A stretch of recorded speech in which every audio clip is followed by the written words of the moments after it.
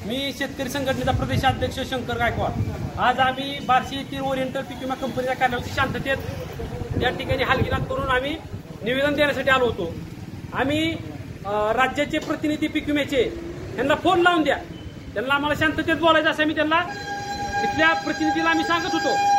शांततेचं आंदोलन चालू आहे, तुम्ही त्यांना फक्त फोनवर आम्हाला बोलू द्या, त्यांना आम्हाला विचारू द्या कधी तुम्ही पीक विम्याचे पैसे सोडणार आहे।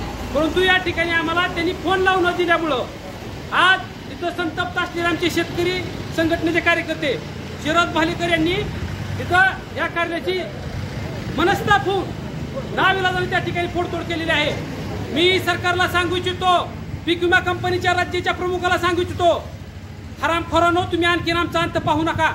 शेतकरी गरीब आहे, तुम्ही शेतकऱ्यांना लुटायचे धंदे बंद करा।